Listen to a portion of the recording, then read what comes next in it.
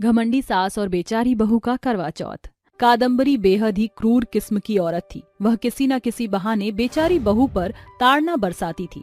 रसोई घर में खड़ी सास जोरों शोरों से चीखती है, अरे ओ कर्जदार की बेटी, कहाँ मर रही है? जल्दी से रसोई घर में आ।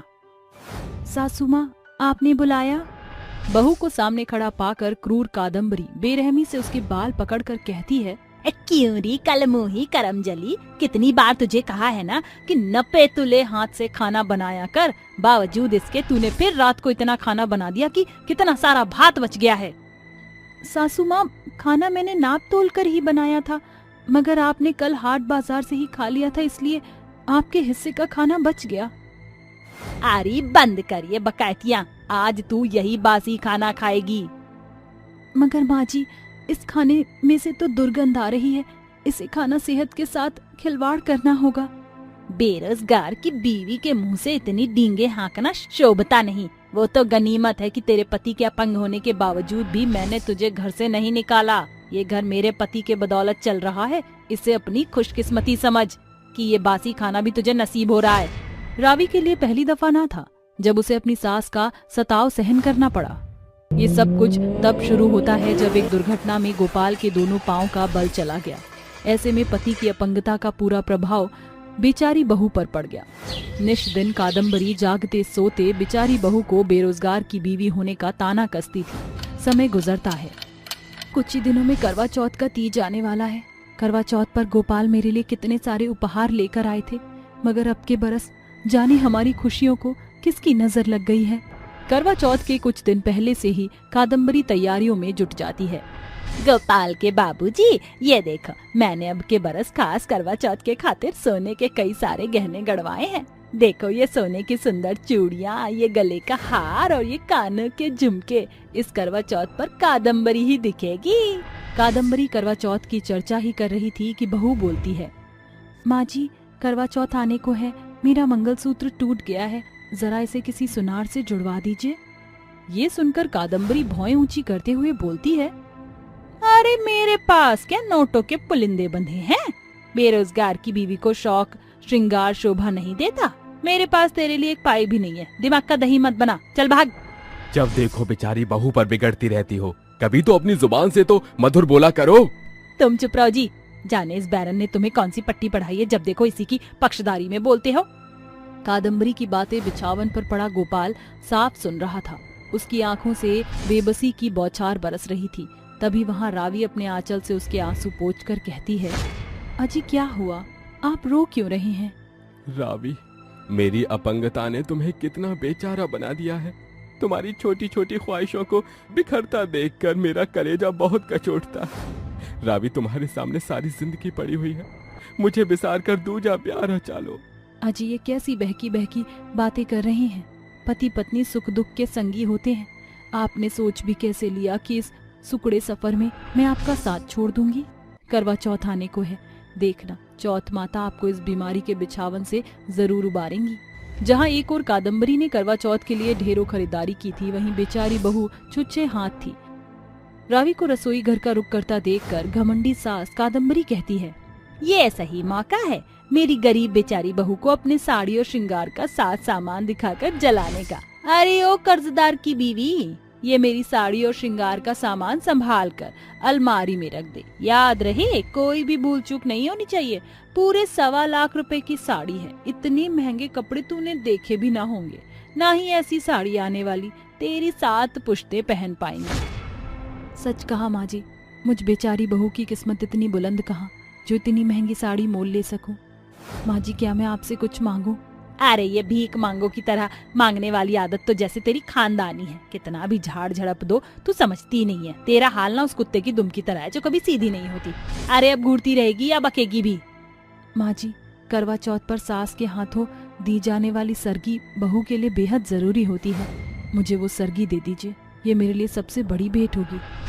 अरे करवा चौथ की सरगी की थाली संजोने में दाम लगता है। मखाने, मेवे, काजू, रबड़ी, दूध इत्यादि की भरती है सरगी की थाल, और इनका दाम तो हीरो के हिसाब जितना महंगा हुआ पड़ा है। फिर श्रृंगार का साथ सामान और कोरी साड़ी कहाँ से आएगा इतना कुछ? माँ जी, आप सेवई के 2 दाने रखकर भी दे दीजिए ताकि सरगी का महत्तम पूरा हो जाए। हाँ ठीक है, करवा चौथ की सगी तो कल सवेर को है, अभी मुझे फूल फलहार लेने बाजार जाना है। ये बोलकर कादम्बरी बाजार आती है। अरे बाप रे, करवा चौथ की होड़ में ये फल तो बड़े महंगे हो रहे हैं। एक काम करती हूँ, अपने लिए चुनिंदा फल खरीद लेती हूँ और अपनी बैरन बला के लिए सस्ता सा सड़ा गला फल ले लूंगी। कादम्बरी करवा चौथ के लिए अपनी बेचारी बहू के साथ दोहरा बर्ताव करती है।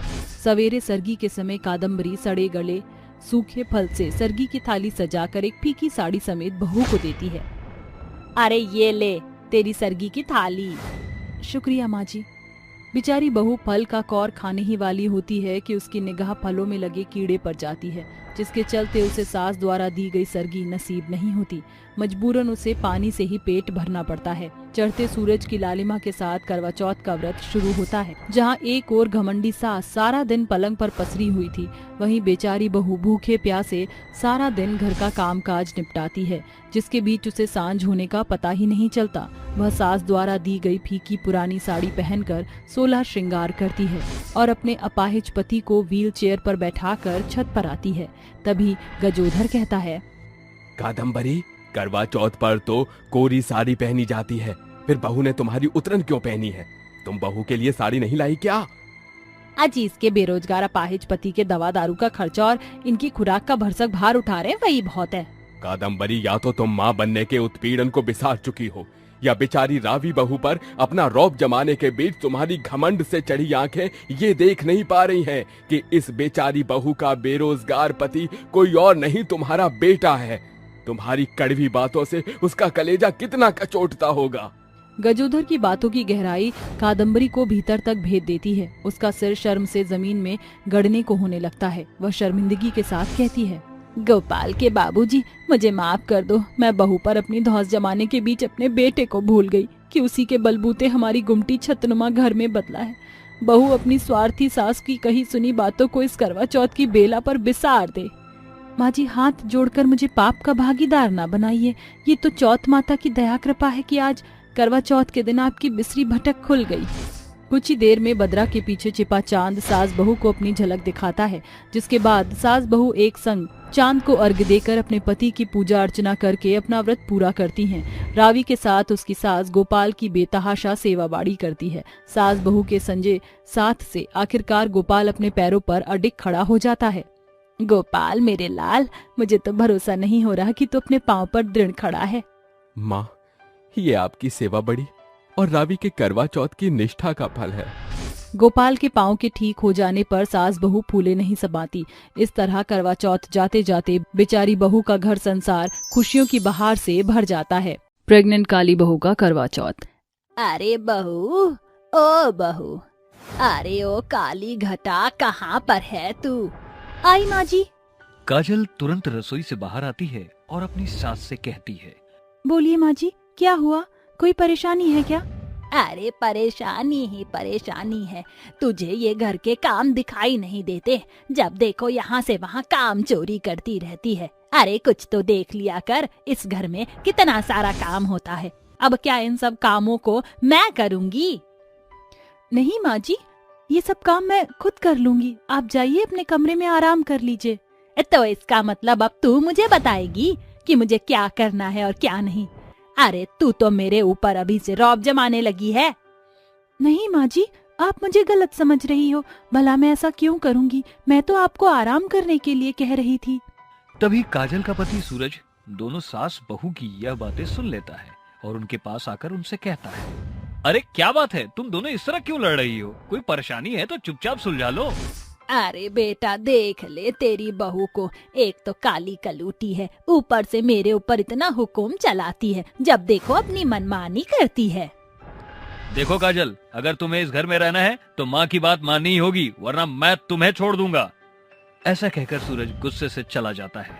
सावित्री ने काजल की शादी अपने बेटे सूरज से केवल इसलिए करवाई थी क्योंकि काजल के माता पिता ने दहेज के साथ साथ बहुत मोटी रकम भी दी थी, जिसे याद करके सावित्री अपने मन ही मन सोचती है, आज अगर मैंने लालच ना किया होता तो ये काली कलूटी बहू मेरे नसीब में ना होती। ऐसा कहकर वह वहां से चली जाती है, जिसके बाद काजल घर के बाकी के कामों में लग जाती है। ऐसे ही देखते देखते कुछ साल बीत जाते हैं। जिसके पूरे 4 साल बाद भी काजल को कोई संतान पैदा नहीं होती, जिस बात से सावित्री काजल को बहुत ताने सुनाने लगती है। अरे तू औरत है या कुछ और?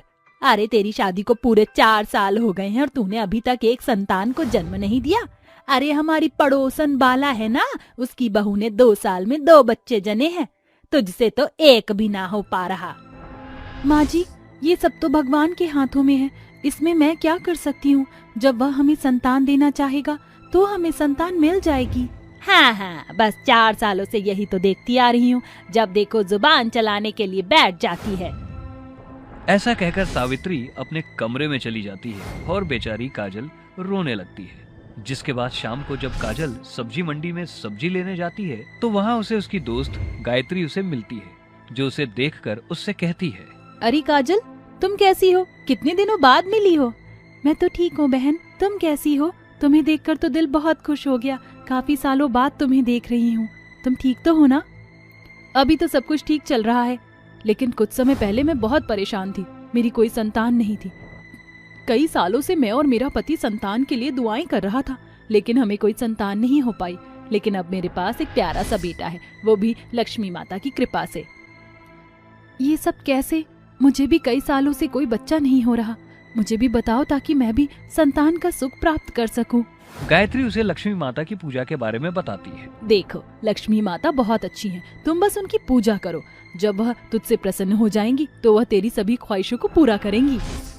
ठीक है गायत्री, अब से मैं भी लक्ष्मी माता की पूरे मन से पूजा करूंगी। उस दिन के बाद से काजल लक्ष्मी माता की पूजा करना शुरू कर देती है। वह सुबह शाम लक्ष्मी माता की पूजा करती है। यह सब देखकर सावित्री अपने मन ही मन सोचती है, मुझे तो ऐसा लगता है कि इसने कोई जादू टोना सीख लिया है, जिसकी वजह से ये सुबह शाम मंदिर में ही पड़ी रहती है।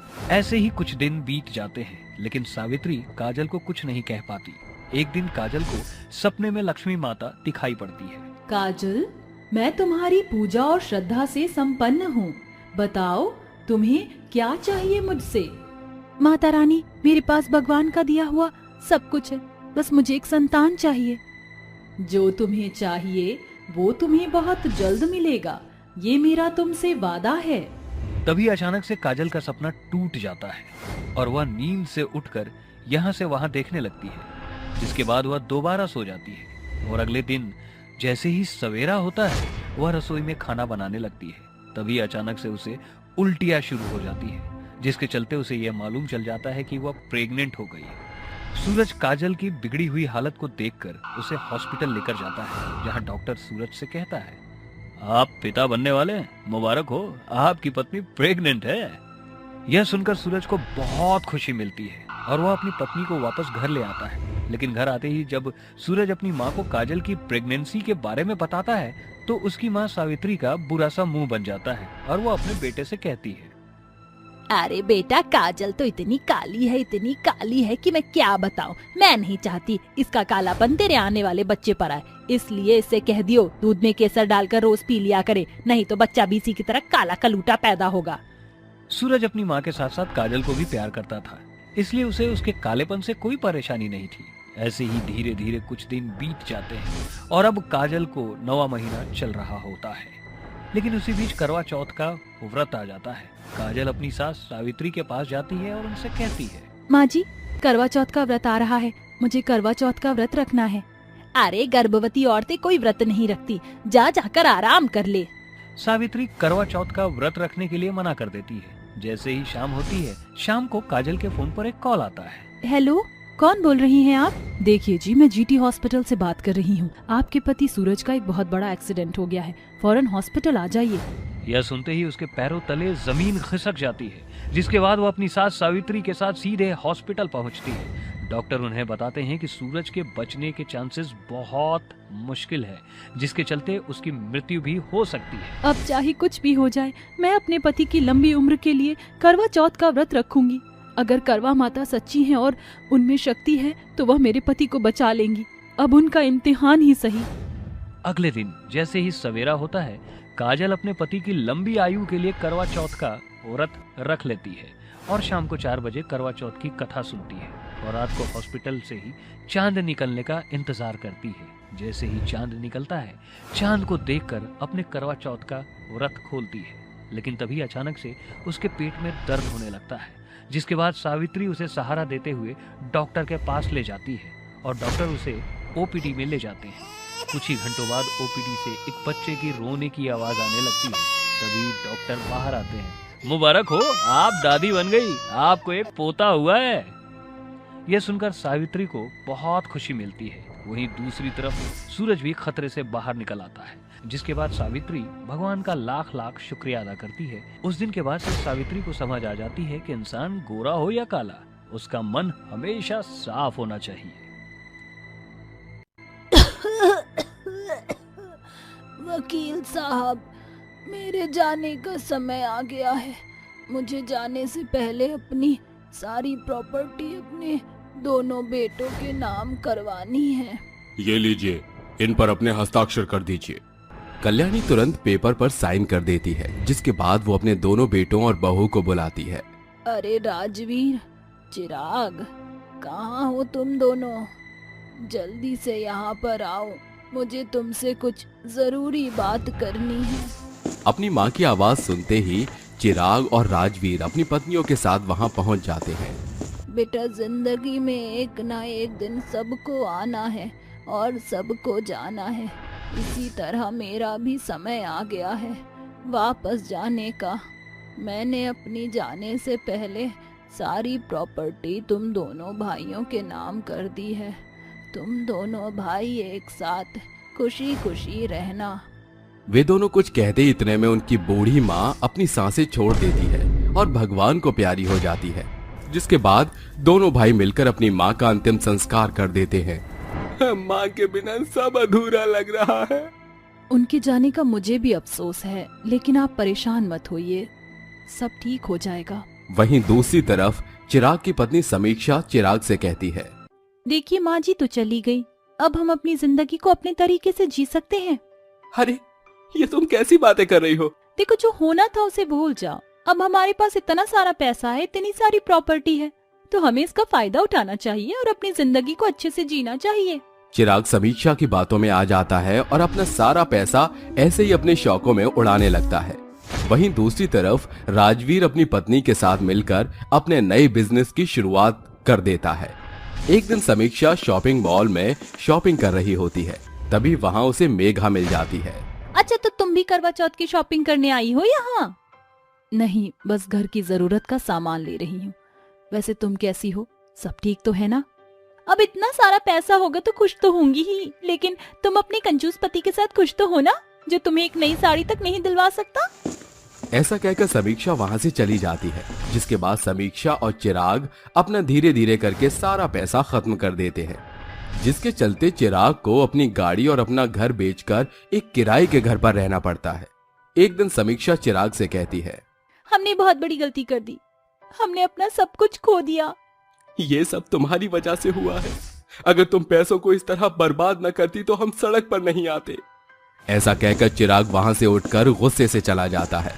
कुछ दिन बीतने के बाद मेघा कार से जा रही होती है, तभी उसकी नजर समीक्षा पर पड़ती है, जो पानी भरने के लिए गली की औरतों से लड़ाई कर रही होती है। अरे पहले मेरा नंबर है, पहले पानी मैं भरूंगी। ओहो, देखो तो सही से आ गई यहाँ अपना मुंह लेकर। अरे यहाँ क्या तेरे बाप का नल लगा है जो तू पहले पानी भरेगी? देख, मुझसे उल्टा मत बोल, नहीं तो तू नहीं जानती कि मैं तेरा क्या हाल करूंगी। साली कुतिया, तू मुझे धमकी देती है? रुक, तुझे तो मैं अभी बताती हूँ। देखते ही देखते उन दोनों की लड़ाई होने लगती है। तभी मेघा वहां आकर लड़ाई रोकती है। तुम ठीक तो हो ना? तुम इन औरतों के मुंह क्यों लग रही हो, और तुमने ये अपनी हालत क्या बना रखी है? समीक्षा की आंखों में आंसू आ जाते हैं, लेकिन वो बिना कुछ कहे अपने घर को लौट आती है।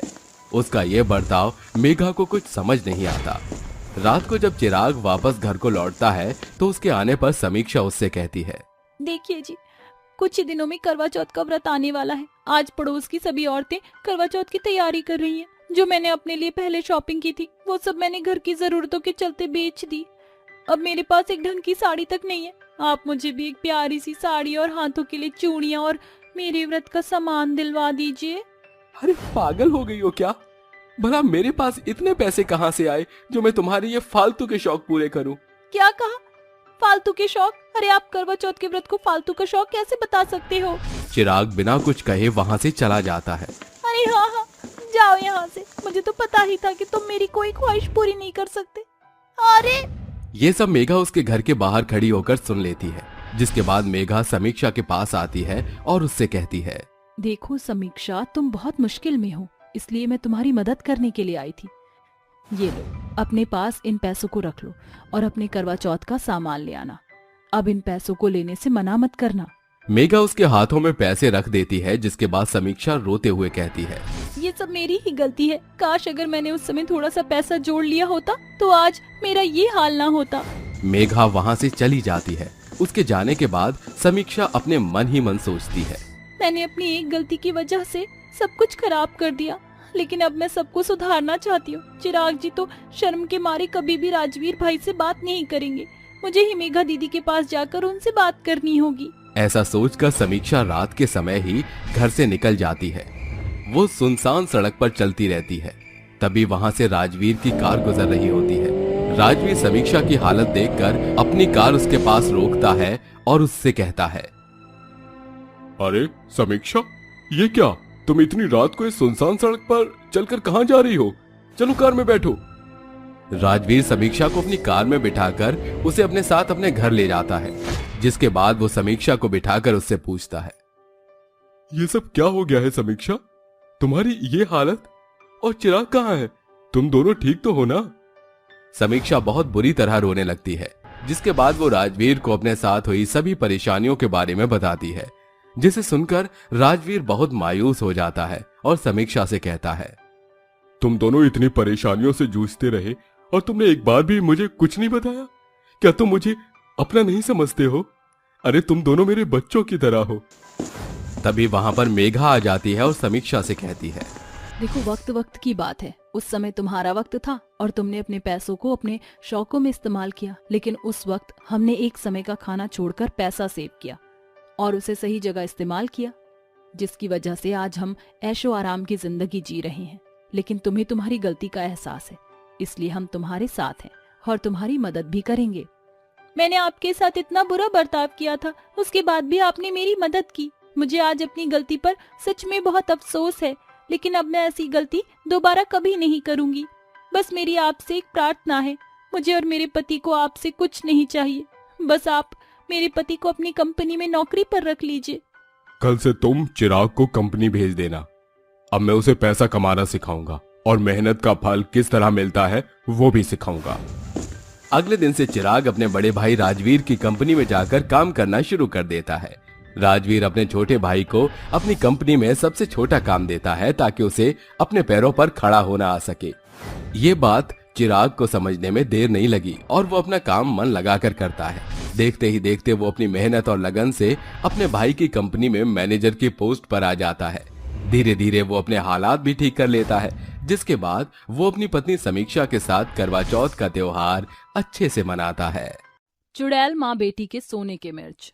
रात के समय जमुना और प्रवीण एक सुनसान रास्ते से गुजर रहे थे। तभी उनकी नजर एक सुनहरे मिर्च के खेत पर पड़ती है। ए जी, देखिए, मुझे तो विश्वास नहीं हो रहा कि ये सोने के मिर्च का खेत है। अरे हाँ जमुना, तुमने बिल्कुल ठीक कहा।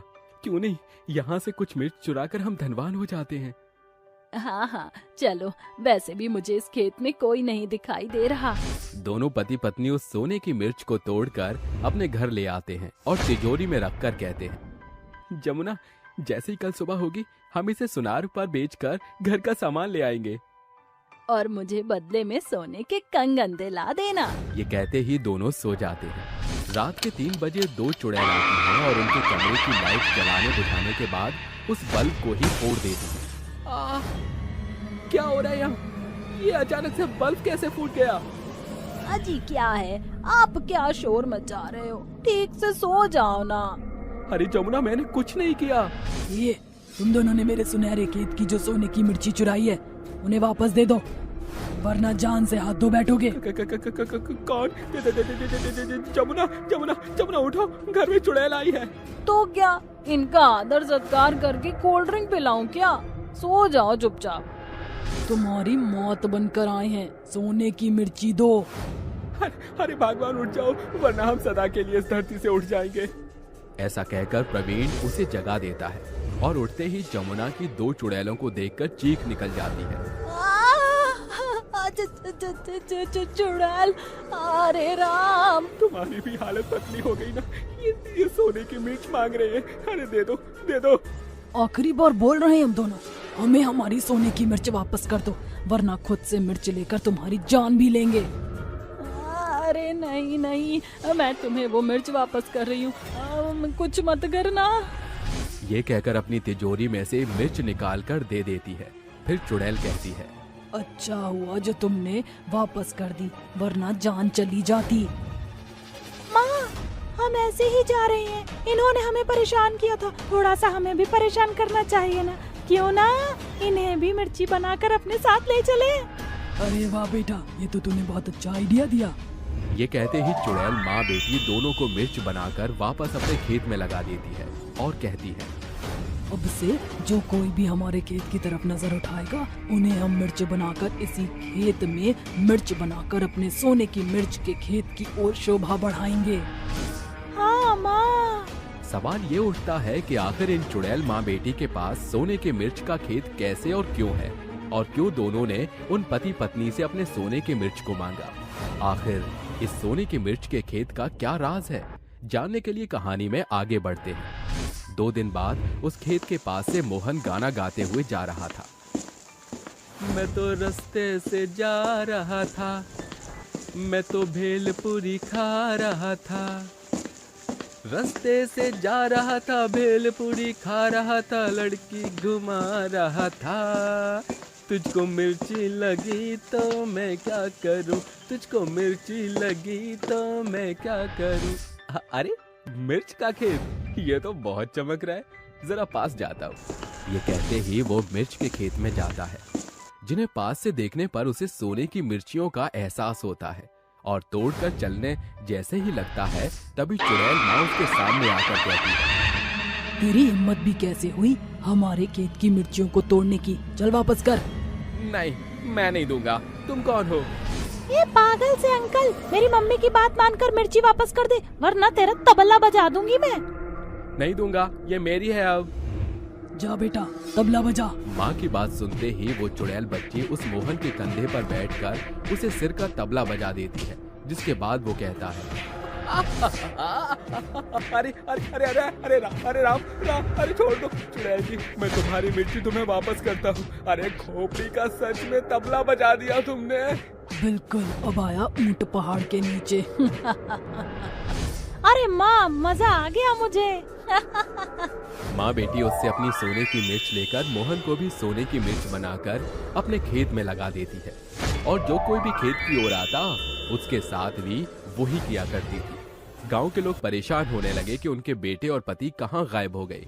सरपंच जी, हमें रात में गांव में पहरा देना चाहिए, क्या पता कुछ पता चल जाए। हरिया कभी लौटे नहीं अभी तक, और 15 दिन पहले एक पति पत्नी भी गायब हुए हैं। अब तो मुझे कुछ करना ही होगा। ये कहकर सरपंच रात में अपने आदमियों से पहरा देने के लिए कहता है। तभी उसके आदमी की नजर एक औरत पर पड़ती है जो सोने की मिर्च तोड़ रही थी। वो उससे पहले कुछ पूछने जाता, इतने में 2 चुड़ैल उसे मिर्च बनाकर अपने खेत में लगा देती है। ये देखकर वो हैरान हो जाता है। अरे इसका मतलब ये चुड़ैल ही लोगों को गायब करके उन्हें अपने खेत में मिर्ची बना कर रख रही है, वो भी सोने की। अरे मुझे सरपंच को बताना होगा। शिवा फटाफट अपने सरपंच को जाकर बता देता है। अगले दिन सरपंच गांव के आदमी को लेकर मशाल लिए उस सोने की मिर्च के खेत की ओर जाता है। देखो, हम जानते हैं इन सोने की मिर्च के खेत में तुम 2 चुड़ैल यहाँ रहती हो। मैं कहता हूँ सामने आओ, वरना हम तुम्हारे खेत को जला देंगे। हाँ हाँ, सामने आओ, वरना खेत जला दिया जाएगा। नहीं नहीं, हमारे खेत को मत जलाना। तुम दोनों चुड़ैलों ने इस खेत पर कब्जा क्यों किया है, और तुमने हमारे लोगों को मिर्च बनाकर कैद क्यों किया है? छोड़ दो उन सबको, वरना तुम्हारा बहुत बुरा होगा। नहीं माँ, इन गांव वालों को मत छोड़ना, ये सब गंदे लोग हैं, इनकी गंदी नजर हमारी सोने की मिर्च पर ही होती है। ठीक है, तो खेत जला रहा हूँ, लाओ मशाल दो मुझे। नहीं नहीं, मैं सबको बताती हूँ। दरअसल 2 महीने पहले इसी खेत के आगे हमारा घर हुआ करता था।